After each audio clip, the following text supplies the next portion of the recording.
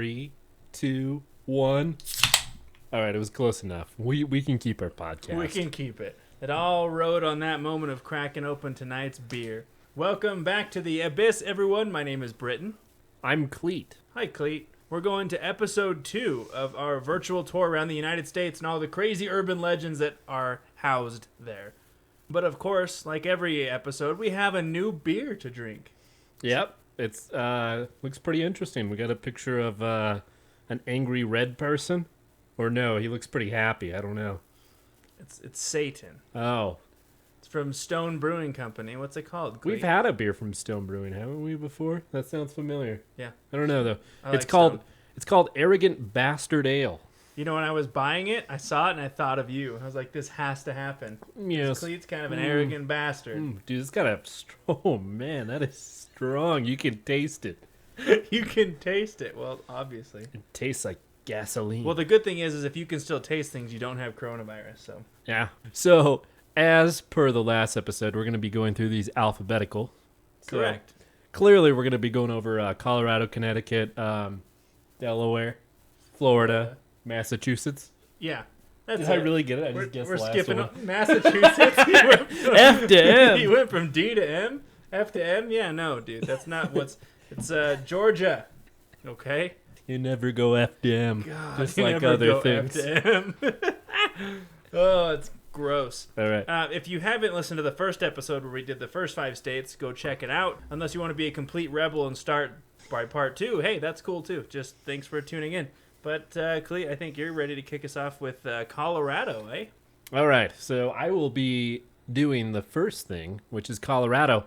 And Colorado's famous urban legend is the Riverdale Road. Riverdale Road, huh? First thing I thought of this when I was doing my, what you would call research, is I was like, you know what? It's a road. It's pretty close to us. We could probably drive down that road someday. Okay. Second thing I thought of is, there's a little bit of lore that there's like, what should I say? It's a gateway to hell. And you know what I thought of? You know what It's I like thought of? Hell's Gate Bridge that we talked about. No, I thought of Hobo with a Shotgun. I still Now- haven't seen that movie. You haven't? I mean, that is a classic movie. If any of you guys have never seen it, go ahead, go on the Amazon, the Netflix. I'm sure they all got it. That is a good show. There's a tag phrase in there that I just loved. And the guy at the end, he has a shotgun pointed at someone's face. And Is this a spoiler? yeah, this is going to be a spoiler. And he says, it's not really a spoiler. It's just a line he says. But he goes, you and I, we're going on a car ride to hell. And I'm riding shotgun. And then he shoots him. Classic. Hobo with a shotgun. Now, that is a movie tailored to me. See, it's not very often that there's a movie you've seen that I haven't, because usually It's not often I like a movie. I know. I really enjoyed it's it. not usually that you watch a movie. You usually just sit in your dark room all by yourself watching. Hello, darkness, YouTube my old videos. friend. No, but really the movie itself is like this 80s genre of violence, like over-the-top violence. I loved it. I think it the term it was like really good. Grindhouse or something. It's like Yeah. super over. It's like Machete. I love it, dude. It's so awesome. We'll have to check it out. And like the lines that are just classic, like the last one I threw out there, which one was my favorite. But anyways, now let's get spooky. So the gateway to hell, where does that come from? So apparently, so this road's really remote, right? Like it's in Colorado. It's not in the main city. It's kind of an offshoot. There's not a lot of houses on it. But apparently on the side of the road is just these iron gates to nowhere. Interesting. And people say, like, if you walk through it, you might, show up in hell. You just might. Pretty neat, I mean, if that's where you're trying to go, that's pretty cool. But Where were these gates made? Like, how were they made? So people speculate, urban legends, that the gates were built by a man who became crazy after he lost his family after his mansion caught on fire. Apparently there's a mansion on the road that you can see while you drive by. I guess there's a couple.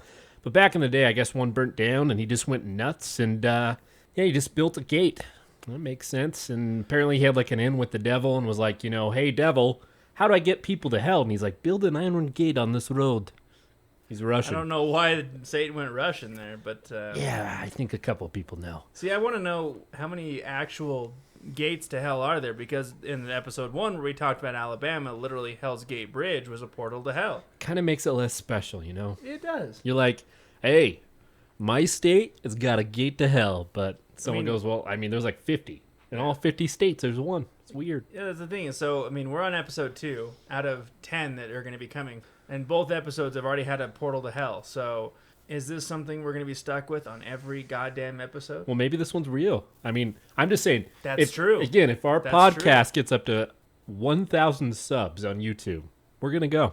We're going to make a video of it. I'll go just for the hell of it. When are we doing this thing? You off next weekend? I work next weekend, so. Yeah, he works every Saturday, bitch. So a lot of people say that they witness a lady in white that walks past this gate at night, generally seen the rear view mirror of your car while you're passing by the iron That's gates. exactly the same as Alabama. You drive across the bridge, you look in the rear view, you see the portal to hell. Like original, You Colorado. feel like if you make an urban legend, you're going to make it like, original, God damn. Like I would like make something outlandish, It's like you look in the rear view mirror and you see like fucking Barney on fire chasing you saying, I'm going to fucking murder you. Another alleged fate, because again, this road is apparently cursed, is there was a jogger, right? Gets up and he's like, you know what? I want to run on a road that is not really traveled on. And so he decides he's going to jog on this road. He does it every day. He's really in shape, Jogging is a good way to get in shape. Well, one fateful day, while running down this road, and I kind of want to just, because I looked at pictures of the road. It's very windy. There's not a lot of trees around it, but there's a little bit of trees. There's sparse houses. So you described a road. He's running down this road, and all of a sudden, a car just hits the bejesus out of him. Oh, no. He's just doing cartwheels down the road, sort of. And, the car drives away. It's a hit and run, and Sons of bitches. he passed away. That's the story. Yeah. Oh, wow. Now... Okay, I thought this was going somewhere. It's No, like, yeah. he passed away? So I'm trying to explain because people, while they're driving down this road, will see a person run in front of their car. Oh. Also, if you're walking down the road at night, it is said that someone will chase you, an apparition, and they believe that it's coming from this actual person. No thanks. Kind of sounds like a jerk. Yeah. Being chased is among the worst feelings in the world. Really is. I don't like it. Now, let's jump into the demonic activity that happens here. Yeah. So, Go to some demons. some arrogant bastards like to hang out around the abandoned buildings on there. There's a lot of old residential homes that are abandoned for whatever reason, and they like to put the graffiti on there. And it's not uncommon to find headless animals like in these abandoned structures. Some speculate that there are actual satanic rituals going on there to demons to get them to walk the road and to perpetuate this myth. So you're telling me that a road, you can see a portal to hell, people are doing satanic rituals? Yeah, I mean, if you're cutting off the heads of animals, I mean, you got to be... I mean, what? That seems like a really interesting place to perform satanic rituals on a road that's possessed by Satan himself. Yeah, I mean, if there's a gateway to hell, you might as well do satanic activity. Hey, bro, can I borrow your cat? Oh, I love her. Other strange happenings are the signs on the road tend to be imprinted with bloody hands. Oh. So, kind of weird. Kind of like, to me though, I kind of feel like you got a couple like frat people or maybe some like high school kids up to shenanigans, and they're like, you know what we're going to do? We're going to go down this road, and we're going to slap fake blood on signs. Yeah. We're going to perpetuate this myth. Oh, yeah. I'd do it. I think it'd be hilarious. Yeah, I mean, that's how things work. I mean, it starts with a story, and then all of a sudden the kids start to do things, and then pretty soon it's just vandalism. Everyone's slapping blood everywhere and graffiti and saying it's hell. So horror pranks are pretty funny. I've always found the one funny, like if you get like a little bit of soap and you write on the mirror like you're going to die, and then you have somebody like go in there and shower, and it just kind of, And they're like, the fog doesn't cover it up. Die. Like, fuck. So another story is about a car that crashed on the road. So again, it's a windy road. It's away from the city. So a lot of people like to joyride down there. Probably driving drunk. Yeah, maybe. Took a turn at 90 miles an hour. They're drinking a beer, being an arrogant bastard. Yeah. And, they hit a tree and die. So drinking and driving is not cool. As the story goes, if you're driving at night, there's a chance of a phantom Camaro. Oh. Now, I don't know how you can tell it's a Camaro. I mean, if it's, dark outside, it's kind of hard to see it. On it, Cleet. A kick-ass Camaro. They will challenge you to a race down the road. I guess they pull up to the car so you can see it. But what is oddly specific about this is one of the headlights don't work. Okay. So at least they're getting specific, Yeah. Like I guarantee it's just Satan rolling up in his Satan Camaro. Yeah. He's like comes up, he's revving his engine, like whoa, whoa, he's looking at you. As the story goes, if you do accept the race with possibly Satan, as you said, it will lead to a car crash. Yeah. You will lose control of the car and die just like that person did on that fateful night. You cannot beat Satan's Camaro. Yeah. It's not going to happen. Now, as every abandoned road kind of goes, they always got the same story, right? Of a woman hitchhiking down the road at night, got her thumb out, or maybe she's just crying or something. I don't know, something Carrie-like. Yeah. Once you pull up to pick her up, she just disappears. It's kind of like a quicker version of like the old tale of like she gets in your car, you get to the place, she just disappears. At least she has a common courtesy of disappearing when you open your door. Yeah, at least she doesn't get in and waste your time. That's exactly what I would think. I'd be like, oh, hey, I'll take you home. I'll open the door and she's gone. And be like, you know what? At least I didn't have to drive somewhere. You're welcome. The last thing they talk about is, Wendigos. Oh. So some people speculate, or some people have claimed, that they have seen shape-shifting creatures running across a road while they're driving down it at night. Now, I'll tell you one thing. If I saw some weird shape-shifting creature running across the road, I'd probably turn around. Yeah. I'd be like, you know what? This is not a place for me. You wouldn't park the car, get out, grab your flashlight, go chasing it down the hill into the woods. Have a cigarette or a cigar, depending on how long I want to stay outside the car. Say some like catchy tagline, right? Like in horror movies before someone dies, like "I'm riding shotgun," and then you die. You might be shape-shifting, but I'm not shifting my car because I stopped it.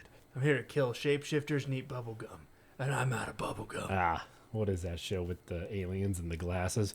Anyways, I thought it was an interesting story, but this is actually very close to where we are. So maybe this will be the first video that we make where we're, doing urban exploring. Maybe we should check it out. I mean, we're here in Salt Lake City, Utah. It's not too long of a drive. So does that wrap up Colorado there? Yeah, it's a pretty spooky road if you ask me. All right. Well, Colorado, I hope your gateway to hell can contain Satan, because we don't need him running around. But this would be the year that it would happen. I mean, 2020, what else is going to happen, right? Aliens. Satan Aliens are coming. Dude, I had the scariest dream about aliens. Did you? It was like the most surreal thing. Like, you see like the Air Force flying through and they're shooting at these realistic UFOs. It scared the shit out of me. At least your dream wasn't like shitty about it. Like gave you HD like CGI. Yeah. No. Like if you said like, well, it was these really like kind of looking alien things, but it was poor quality. No, it was the real deal, man. I mean, these things. I woke up like in actual terror. I was like, nope.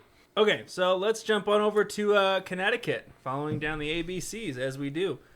So this urban legend revolves around a witch named Hannah Cranna during the 17 and 1800s. That's a cool name. Hannah Cranna. I feel like I'm in a Dr. Seuss I felt like maybe here. she got bullied. Hannah Cranna. Anyway, let's talk about Hannah Cranna. I mean, you're already judging her before you even know her. No, I was speculating how she was bullied. Okay. Well, you're a bully, so. So, as I said, she was a witch, right? Now, witches weren't taken too kindly during this time. However, they didn't face near as much as those did during the Salem witch trials during 1692 and 93. I feel like the Salem witch trials would be a cool thing to cover because it was really dark. Yeah, I never thought about that. Hannah was said to have had a very difficult temperament, even being called somewhat of a shrew. She was said to demand favors of her neighbors in Monroe, Connecticut, but would almost never give in return. Hate those kind of people. Yeah, people that are just takers but not givers. Those few neighbors who declined her requests were met with ill fortune. Due to the bad things happening to those who denied her, it was quickly rumored that Hannah was in fact a witch. With that being said, why wasn't she ever taken to trial? Well, due to the aforementioned witch trials, times were a little bit different here. So Hannah Cranna lived during a time where Puritans thought that witches should not be brought to trial. Immediately after the witch trials in 1963, New Englanders viewed them as a government run amok and even an embarrassment. So the witch trials just pissed people off. Like, this is not okay. We shouldn't just immediately put them to trial for thinking that they're a witch. 20 alleged witches were executed in Salem, and because of that, no one was indicted, convicted, or executed in New England for witchcraft after that. They sound like pretty reasonable people. Yeah. But, poor Hannah Cranna. Versus witch, burn her!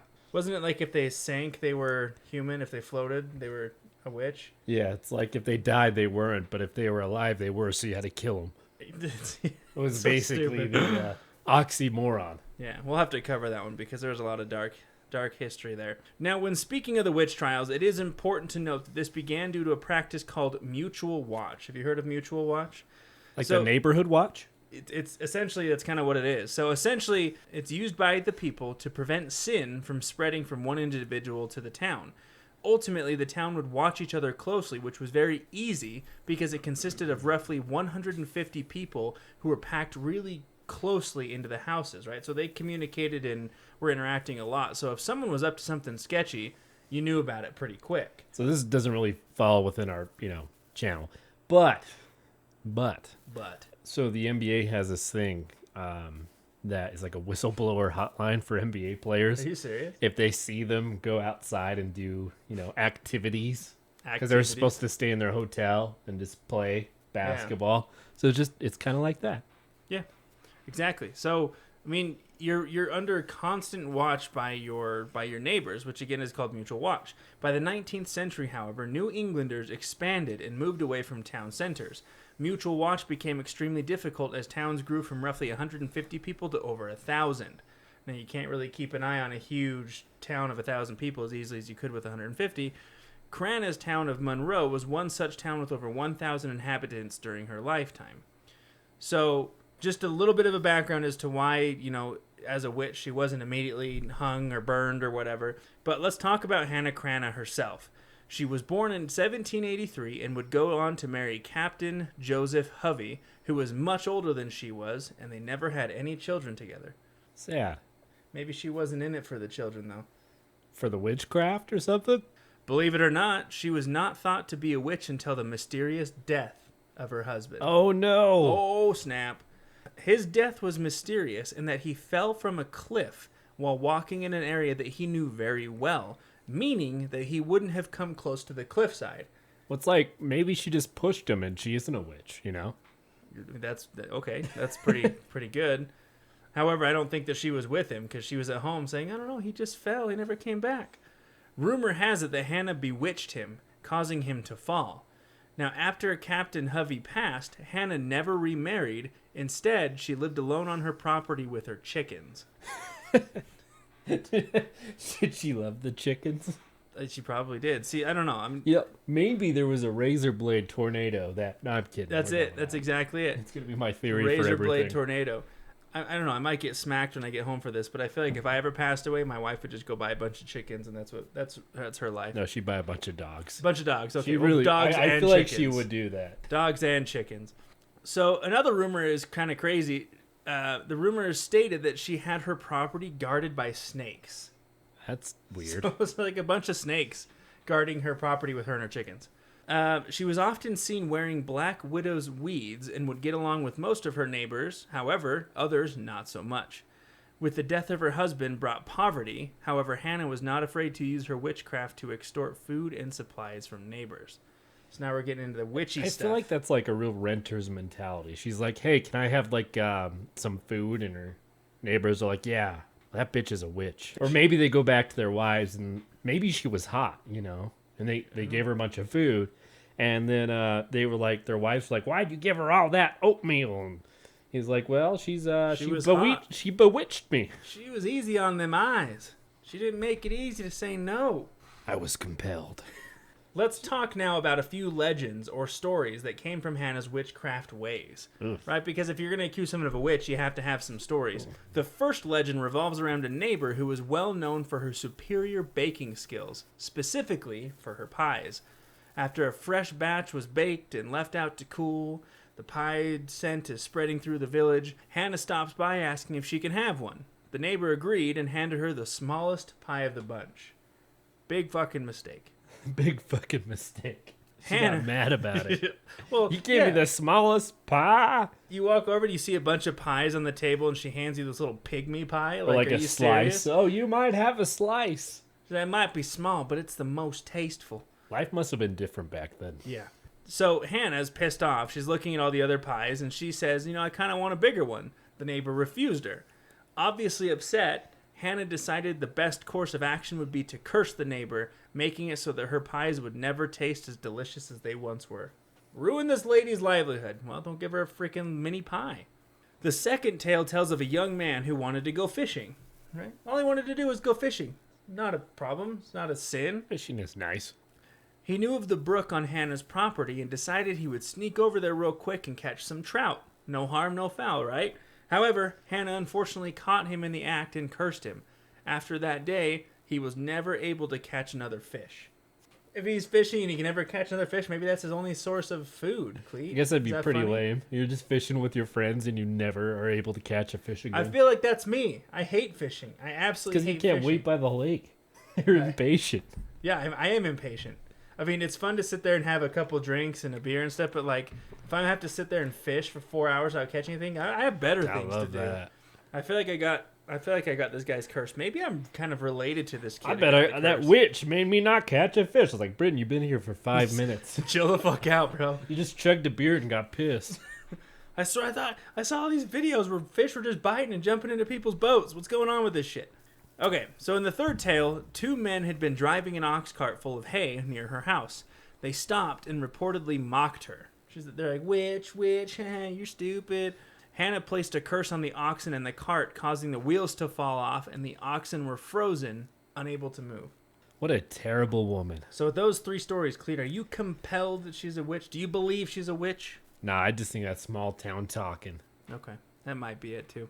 Now, one sad day in 1859, Hannah's pet rooster named Old Boreas passed away. Just died. Sad, man. That is Boreas sad. was said to be Hannah's familiar, which in essence is an animal guide that helps witches with their magic. So every witch, or if you watch the show, I know you don't, Clete, but on FX, the show about vampires, What We Do in the Shadows, it's hilarious. If you haven't watched it, definitely check it out. There, you'll learn a lot about familiars there. But it's essentially like a little guide that helps them with everything. Hannah Crana went to a neighbor's one day and confided in her that she would die soon. Hannah, not the neighbor. So she's telling the neighbor, hey, I'm going to die soon. She left very, very specific instructions on what she wanted to happen upon her death. She stated that she wanted her coffin to be carried to her grave by hand rather than by cart, and that she should not be buried before sundown. Would you carry those out if you died, Clete? Sounds like a pain in the ass. Yeah. You gotta carry me. I'm not sitting on no shit cart. Hannah did in fact die soon, and at the age of 77. Her neighbors, wanting to get her buried and out of the way, ignored her instructions and loaded her coffin onto a cart. The ground was covered in snow, and the coffin repeatedly fell from the wagon after every attempt to load it back up. So, eventually they gave up and carried the fucking thing by hand. Oh, okay. Got her little wish. She Yep. just kept pushing her coffin out. By the time they got to the burial site, it was sundown. So, she got her wishes carried out, regardless of whether they wanted to or not. Spooky. Once Hannah was buried, the funeral party returned to her home and were in shock to find it completely engulfed in flames. This sealed Hannah Crana as a witch in the public eyes. The cool thing about this is if you want to visit Hannah's gravesite today, you can. You just have to go to Gregory's Four Corners Burial Ground on Spring Hill Road in Trumbull, Connecticut, next to Monroe. Pretty cool. She was either a witch or a woman that had slight coincidences. According to modern legend, you can sometimes see a spectral figure of Hannah in the graveyard. This figure causes multiple car accidents as it catches drivers off guard. So, the next time you want to take a lovely drive to see a ghost, head over to Connecticut. But make sure someone's filming. Send us the footage because I want to check it out. All right, fair enough. And Really that interesting. concludes Connecticut. Do you think she was a witch? I don't know. See, here's the thing. Being a witch in today I think a lot of people don't understand exactly what it is. It's not like there's a feel lot like of it's people that practice witchcraft, and it's actually really cool. Yeah, of course. I mean, it deals with like energies and like rocks and Yeah. full moons and stuff. So I mean, it's pretty cool. Want to go to the next person? Yeah, where are we headed? Next state? Or Delaware. Delaware. So we're going to talk about the ghost of Mr. Chew. Mr. Chew. That's like kind of like a scary name. Like when I first saw Mr. Chew, I was like, oh fuck, Does he what am I just- to be dealing with? Cannibals, Does he just wendigos, Gnaw you to death. He's some just like gum chewer. gum chew. Someone that Some chewed guy on. who obnoxiously chews gum with his mouth open. Yeah, exactly. Probably. So this urban legend of Delaware originates from someone named Samuel Chew, who was a chief justice officer in Delaware in the 1700s. He was apparently relentlessly teased because his last name was Chew. Oh, okay. I just imagine of a group of guys just saying, "Ha ha, your last name's Chew." So, quick question though, just to clarify, is it pronounced or is it spelled Chew or Chu? Was like an Asian man? No, it was literally Chew. Okay, just wanted to make sure. So I just imagine he's just like in the lunchroom in this big like little government building chewing a sandwich, and everyone's like, "Ha ha, you chewing that, huh? Loud Huh? and obnoxious, like, Look at him chewing. Look at him." let's call him Mr. Chew. And I just imagine him like just through the years and years of his lifetime of abuse, he's just like, you know what? He had enough. When I fucking die, I'm gonna haunt the bejesus out of this whole goddamn town. I fucking hate these people. That's why you don't tease people, man. I mean, it's scary. I just imagine the relentless chew, me teasing whenever he, ate. I was laying in bed one night, and I heard the chewing. Like, I choose you, Mr. Chew. Like, that's just a pun. They just laugh for like 5 minutes. Anyways, It's like the knee slapping. Good one, boys. Call him Mr. Chew. so one day, Mr. Chew, bit off something more than he could chew, and he died. Kidding, he just died from like natural causes. But That's really how he dies, natural causes? yeah, he just, he lived a happy life. He just happened to be Mr. Chew. He didn't chew away on some crazy poisonous plant or something? Nope. He died okay. Died all right. Yeah. How do you die okay? What does that mean? In a hot tub. No, Yeah. that's fair. Anyways, the first person to claim that they saw Mr. Chew's ghost was a farmer named David Hendricks. He was claiming that he was just sitting there. He went to the office where he was working, and he saw a ghostly apparition. Chewing on a hamburger. He alerted his wife and children, and somehow after that, the whole town heard the story. Oh, Someone was a gossiper. Word spreads quickly. I saw it. It was a ghost. He was chewing. He was chewing a sandwich in the lunchroom. I swear to God. I swear. And he looked at me menacingly. He smiled. Bits of lettuce in his He teeth. said, "I'm back, bitches." So apparently people will just see him walking around town in the graveyard where he used to work, just in his judge robe with his big old wig, walking like he just didn't care. People got spooked. People got really scared. Soon, panic around the town started to erupt, and people would say, men, in their suits, that someone would be tugging at their coattails, and they would say, I think that was a ghost, Mr. Chew, getting back at them for all that abuse. He just kept pulling their clothes. coattails. Yeah. So, this is all Delaware's known for? Yeah, apparently. This is it. This is their worst urban legend. Yeah, I wish I could say Mr. Chew like ate people in a cave or something, but nope, didn't happen. So it's literally some guy that probably just got teased. He died of natural causes, and now he's just walking around town. I believe it. Enjoying This is things? 100% true. I can tell. People legitimately, though, did get scared.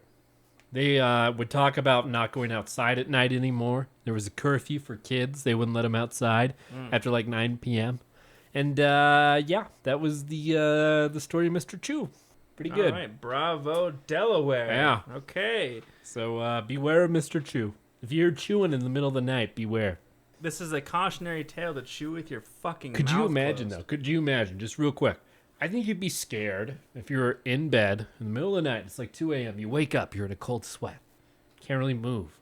And you hear someone just eating a tuna sandwich right next to you. Just, like maybe that's what he did. Maybe they just maybe. didn't really describe it that well. I mean, yeah, if you wake up in the middle of the night and you hear chewing, it's scary. But then you look over and you see some big fat ghost eating a sandwich. It And then he takes the disappears. suspense out of it. No, I would still be. You're like, oh my god. Is that tuna sandwich with lettuce? You wake up the next morning, there's crumbs all over your carpet. It was Mr. Chew. It was, I swear to God. All right, well, let's move on. So next, after D, comes the F, Florida. Now, What? despite Delaware having that, Florida has so much going on with it. I had a hard time picking one, so I didn't. I have three. So, Florida. The first one is Spook Hill. Can I just say people from Florida are crazy? Why? Have you ever seen the news articles from people from Florida? No. Like the alligator with the knife in its head? There was an alligator just swimming around in a lake, and it had a goddamn butcher knife in its head. I think People that's from pretty there are cool. crazy. That's not a. That's a. There's serious- more stories. So people are crazy because you saw a gator with a machete. There's in a its forehead, consistent series of crazy stories from Florida. You need to Google this. which is probably why there's so much goddamn shit going on in Florida. I'm just saying, if you saw a gator with a goddamn knife in its head just swimming around in a lake, I just turn and walk away. I'd have questions. I'm like, I'm going back to Utah. I stayed out of my bubble for too long. I'm going back. I do want to go and see some gators and stuff, though. I think that'd be pretty cool. So, okay, so we're going to start with Spook Hill. So this is something that you, our listeners, can do yourselves. All you need to do is drive your car onto the hill, put it in neutral, and watch as your car rolls uphill. Yeah, there's an urban legend in Utah about this. Yeah. So seemingly, though, it doesn't actually roll uphill. Now, there's a sign that's posted on the hill that reads this, and I quote, "Ages ago, an Indian town on Lake Wales Lake was plagued with raids by a huge gator. The town's great warrior chief and the gator were killed in a final battle that created the huge swampy depression nearby. The chief was buried on its north side. Later, pioneer haulers coming from the old army trail atop the ridge above found their horses laboring here at the foot of the ridge and called it Spook Hill. Is it the gator seeking revenge or the chief protecting his land? Stop your car on the white line, place in neutral, and let it roll back." Who's pushing the car uphill, the gator or the Indians? That's the question. This is the actual question. So, needless to say, is you don't actually roll up the hill, obviously. It's simply an illusion that's created by the hill's surroundings. However, legends do state that the hill is the site of the famous battle or just a Native American burial ground. If you do decide you want to do this, though, make sure you use your flashers because this is still an active road. And people have just started rolling downhill without letting people know. It's not safe. So that's Spook Hill. The second urban legend I want to talk about revolves around a doll. Oh, Because dolls aren't creepy. Dolls are great. maybe in Florida. Maybe in Florida. So let's talk about none other than Robert the doll. So this story starts with a young boy named Robert Eugene Otto. He grew up in Key West and was cared for by a nanny who just so happened to practice voodoo. It's a good setup right there. In the year 1906, the nanny gave Robert a gift, a 40-inch tall doll in a sailor outfit. Robert was very pleased with his gift, so much so in fact that he gave the doll his own name and decided that he himself wanted to be called Gene from then on. So Gene called Robert his best friend and would always whisper his secrets into the doll's ears. This strange behavior caught the attention of friends and family, claiming that on occasion they would hear the doll talking back. Several neighbors reported seeing the doll watching them from the top window of its home. The doll can be seen today at Fort East Martello Museum in Key West. It is important to mention that if you do stop and speak to Robert the doll yourself, you must ask permission before taking his picture. Those who have neglected to do so reported malfunctions with their cameras. Robert's a dick. So the next urban legend that I wanted to share revolves around the Devil's Chair. I thought it fitting. We've got, arrogant bastard You from can't Stone sit in IPA. that chair. It'll take you to hell. Not, what not, happens. Not quite. So, the chair is located in Casadaga, which is a small unincorporated hamlet in Volusia County. Casadaga is known for two things. Number one, it's called the psychic capital of the world, mainly because large number of mediums and psychics have made this their home. And second, it's known for the Devil's Chair. Now, the Devil's Chair, creepily enough, is located in a cemetery and is a wide brick bench. Legend has it that the devil himself made this chair, because he didn't believe in comfort. He wanted to sit on brick all day long. I thought there was going to be like spikes in it or something. Every night at midnight, the devil decides to visit his chair and relax. If you are one of the brave sort and decided you wanted to sit in the chair as well, he will whisper his evil ideas and notions into your ears, causing you to forever be haunted by what you hear. It's like M. Night Shyamalan's a good director. Plot twist. But that's not all this chair does, Cleet.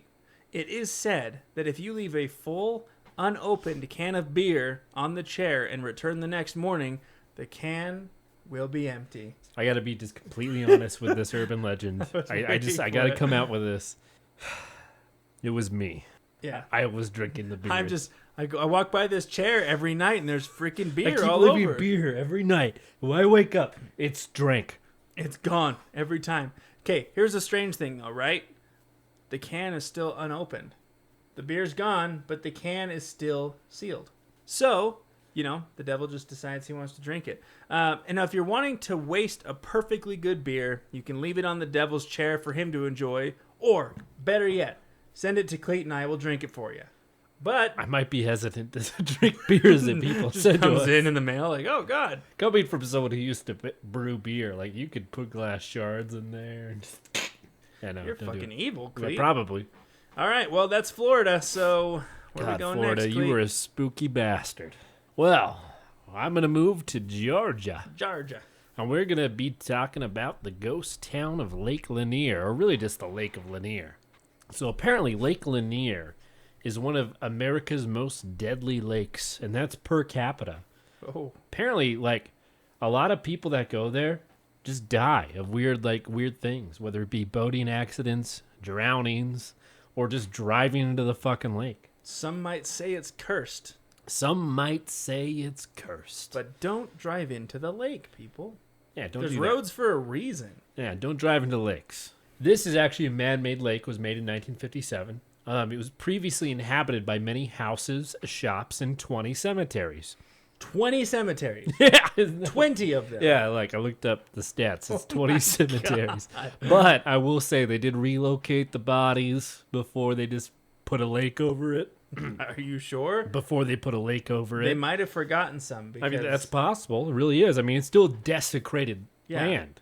that makes sense why this thing's so goddamn haunted. You don't just put a lake on 20 cemeteries. Right? Could you imagine like scuba diving down there? Oh, Seeing God. like just houses and roads. So again, this lake was made in 1957, and since then about 675 people have died. Holy shit. So that's quite a lot of people, you know? Yeah, that's a lot. Again, percentage wise, per capita, more people die at this lake than any other lake. What's causing it? That's almost enough to keep me off that lake forever. Yeah. Like, I have no desire to go to this lake. I actually would. Ever. I do it. I do a little swim, get into a nice little swim You're like, hey, suit, look, a parking spot. you know, do a cannonball in the middle of the lake, maybe do a little You're not coming back if you do. wakeboarding, you know. Anyways, so people claim that they have lost control of their vehicles while driving around this lake, almost making them swerve into it. Others have also talked about losing control of their boats when they've crashed and survived. And something that struck out to me that kind of spooked me a little bit is people swimming in the lake felt like at one point their legs were being pulled down into the water. Nope. Which is like this weird fear I have whenever I'm in lakes. You know, we've talked about Lake Tahoe and things like that. Well, I've but told the you- idea of being pulled down is even Yeah. worse. Well, I've told you, like, my irrational fear of, like, being in the middle of the ocean and just, like, large bodies of water, the thalassophobia stuff. If I felt anything, and I mean anything, if I feel like a piece of seaweed, like, touch my leg, I freak the fuck out. I'm running across the lake as quick as I possibly can. I'm the same way in the ocean. I get a little seaweed on my leg. I'm like, I'm out. I'm That's out. a I'm shark, done. probably. Yeah. Yeah, man. So I got a couple So I got a story from online I wanted to share that I found. And this guy's talking about how his friend drowned in the lake. Basically, his friend was just sitting there on a little noodle, you know, right off the swim platform, just having a regular conversation with his buddies. Hanging you know? out. Just like, hey, look at me. I'm on this noodle having a good time. You know, whatever humans do. Then he decided he wanted to just, you know, take a dive, you know, to see how deep he could go into the lake. And he just didn't resurface. And his friends, you know, they freak out naturally and they call the, 911. And crews show up there. And it took 6 hours to find this guy's body. And he was just laying at the bottom of the lake. He wasn't my tangled on God. anything. But the authorities said that he somehow got disoriented and swam in the wrong direction and drowned. That happens often. It's You just- get deep enough, and you just don't know which way is up. It just seems weird, you know? Like, I feel like you could kind of just not swim and your buoyancy will bring you up. You're like, oh, that's where I gotta Okay, go try it. No, I'm not. Go fucking try it. I have a fear of water.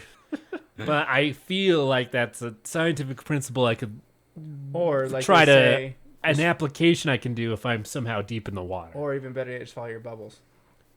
Well, I mean, it's a lake, dude. Yeah. You can't fucking see down there. You can feel. So I got a couple other cases I want to go over. So this one is about a Georgia man named Kelly Nash, 25, went missing from his home in Burford, Georgia on January 5th of 2015. So he disappeared around 4 a.m. Nash awoke with flu-like symptoms such as coughing, sneezing, and told his girlfriend that was lying next to him, Jessica Sexton, who was with him at the time, that he felt terrible and should probably see a doctor before going back to bed. So he leaves. Sexton then woke up at 7:30 a.m. to find Nash was gone and hadn't returned. He had not taken his wallet, keys, or ID with him. So when Nash didn't return for the evening, she calls the police, where they start looking around the place. So they discover his 9mm pistol is missing from the house, but none of Nash's other belongings were missing or out of place. So a massive search happened for Nash, involving authorities, family, and friends, and dogs specifically trained to sniff out dead bodies. Yeah. And even a $50,000 reward was offered for this person. Yet no traces of his whereabouts were found. It wasn't until 1 month after his strange disappearance on February 8th that Nash was found. He was found in the lake of Lanier. His body was badly decomposed, and it was found by a fisherman. He was still wearing the pajamas that he left his girlfriend that night. So did he like reel him up on his fishing pole? Like, oh, I got a big one. It's a fighter. I mean, it was never said, but it could be actually Jesus what happened. What'd you do if you pull up a corpse? So one thing is, there was a gunshot to his head. So Oh, God. could have just been he killed himself, but why did he choose to go to Lake Lanier to do it? Maybe in his pajamas. Maybe he secretly wanted to be found. He knew that's where all the bodies were at. Maybe he enjoyed swimming. Go to swimming with your 9mm just It's the new sport, 9mm swimming. He just was happily doing a stroke and he just shot his. Gotta swim fast, One of the most notorious deaths associated with Lake Lanier comes from April of 1958. A young woman who worked at Riverdale Military Academy, Delia Parker Young, and her friend Susie Roberts headed off to the Three Gables in Dawsonville in Susie's 1954 Ford for a night out. They would never return. An investigation into their disappearance discovered that they had visited a gas station that night and left without paying. So they were doing a little, dine and dash. Not really dining, but maybe they grabbed some bubble gum. I don't know. The only clue left on the scene was a set of skid marks across the road that seemed to suggest that the car had skedaddled to Lake Lanier Bridge on Dawsonville Highway and into the lake below. Yet no vehicle could be found. Divers who were brought in to search for the car were unable to locate anything due to poor visibility in the murky water and the masses of sheared off tree trunks that litter the lake's bottom. For 18 months, police were unable to find any further clues and no trace of the missing woman or the car. But then a fisherman named C.A. Simpson. Is it the same guy that fished out the other fucking dead guy? Could you imagine that? God. No, it wasn't the same one, but that. He's like, I just want to fish, God I went fishing one more time, and I fucking found this. This is a girl this time. Which, again, was a gruesome discovery. It was very weird. He found a badly decomposed body of what was thought to be of Delia Parker Young. Suddenly just floated up from the depths. He's just sitting there fishing. A body appears. Oddly, the corpse, which could not be completely identified at the time, was missing 2 toes from the left foot and both hands. Fish. I'm just saying, dude, like hands, like the hands were missing. It was never ascertained just why the body was missing its hands and what the cause of death was. With no way of knowing if the corpse was that of Delia, it was eventually buried in an unmarked grave in Atlanta Vista Cemetery. The body of Susie Roberts in the car remained missing despite repeated searches. God damn. It's a lot of weird disappearances. So if there's any people listening to our episodes, right, whether you be a serial killer or you need to dispose of a body, we just gave you a very good spot. Yeah, no, I mean, we always give you good places to dump bodies. We've given you 3 good places. And people actually say with this lake, too, if they were to drain it, there'd probably be a lot of bodies at the bottom. I think it'd be kind of cool it'd be morbid as all get out, but it would be kind of cool to see a lake be drained. I think it'd be cool, like, if visibility was okay in that lake, I think I would like to dive down there just to kind of look at the houses. Yeah. You know, maybe check out one of the cemeteries. I'm kidding. Maybe the gravestones are there. I doubt it. But I wouldn't be surprised if any bodies were left in there. Oh, yeah. I wouldn't be surprised. Not. And the idea of like people getting pulled down almost seems like that these disturbed spirits are, you know, fucking with people. Well, Like, you messed with my grave, I'm going to drown your ass. Well, it's like the movie Insidious, right? The dead need a living body to possess to come back. So maybe it's just them trying to drag him down and possess him. Yeah. But that one about the friend is kind of crazy. Like, can you just imagine you're sitting on the dock, it's a summer day, your friend's just floating on a pool, like, I'm going to go down and see how deep, and then you never see him again? It'd be sad. Would you try to dive down to help him? Or would you just be like, you know what? Everything's okay. See, I don't know. I feel like calling the police would be the next rational thing, because if I dive down to try and find him, what's to say I don't come back up? What if there's some goddamn monster down there, right? So I was looking at this thing, and in some dams that they made in the U.S., the way the water like comes across the dam creates this like whirlpool that if you're in it, like you're just dead. Oh yeah, A lot of people go in there, and if you jump in to try to save them, they just all die. You can't get out. It's like this vortex of spinning water, and you're just fucked. It's like the devil's kettle, right? It'd be like the swirling whirlpool where nothing else ever. Like they were dumping ping pongs down there and like sticks and stuff, and they never found it. Like in a car, allegedly. A car. Yeah, It's there's a big plenty hole. of places. So if you're listening, you need a place to dispose a body. You're welcome. And we hold no responsibility about we're this. not responsible. This is a for it. parody channel, and yeah. So thanks for coming along with us on episode 2. So we've now covered 10 states. If you are in any of the states we've covered before, send us your own personal stories or pictures or videos of your encounters with the urban legends. We will be doing episode 3 in a couple weeks here. As always, send your suggestions to entertheabysspod@gmail.com. And if you're watching this on YouTube, please like, share, and subscribe. Your support will help us grow as a channel, and we really appreciate it. We want to actually start doing more things that require monetization, like actually go to places, actually start doing film and editing as such. And as always, thank you for entering the abyss. Until next week.